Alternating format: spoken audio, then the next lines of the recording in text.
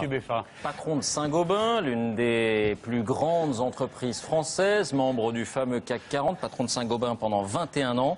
Vous en êtes aujourd'hui le président d'honneur, si je ne m'abuse. Vous êtes aussi l'un des dirigeants, on peut dire ça comme ça, de la banque d'affaires, de la banque Lazare.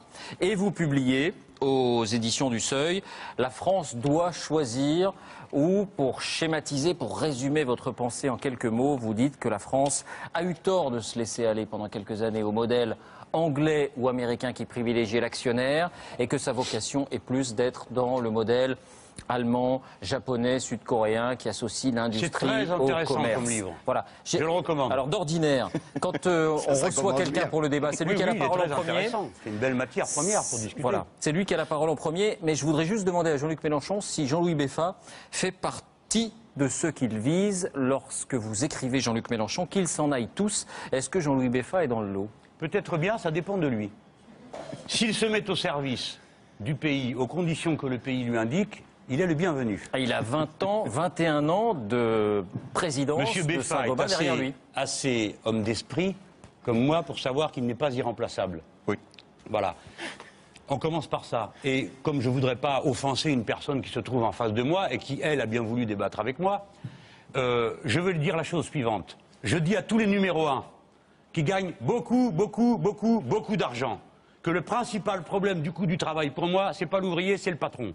Vous avez réussi à trouver des ouvriers qui vous coûtent moins cher, nous trouverons des patrons qui coûtent moins cher. Vous trouvez les Jean-Louis numéro Beffa 1 s'en iront et nous prendrons le numéro 2. Et si le numéro 2 n'est pas content, on prendra le numéro 3. Vous trouvez que Jean-Louis Beffa a coûté trop cher?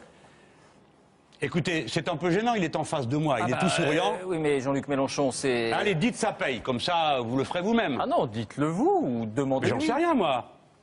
J'en sais rien combien il gagne cet homme. Maintenant, c'est fini Saint-Gobain. Vous savez, moi, ce qui m'a frappé, c'est... Je voudrais quand même comprendre juste une chose. Quand vous dites cette limite à 360 000 €, j'ai bien entendu, ça vise tout le monde ou ça vise que les patrons? Bah, tout le monde. Ah, tout le monde. Bon. Ça, c'est d'abord un bon point. C'est-à-dire que les patrons ne sont pas mis à part. Voilà. Bah non. Alors après, moi, je dois dire, hein, j'ai bien gagné, en effet, ma vie. 800 000 € vous avez dit, non, c'est vrai? ça c'est complètement faux. Ah bon? Ça c'est complètement faux. Alors tous les calculs que j'ai faits ne valent oui, plus rien. Malheureusement. Ça, non, mais alors ça faisait combien? Franchement, non, beaucoup moins, beaucoup moins. Mais dites, il n'y a pas de honte, moi je peux vous dire combien j'ai. Hein, combien? Mais c'est beaucoup plus de 100 000 sans doute par mois, oui, c'est arrivé.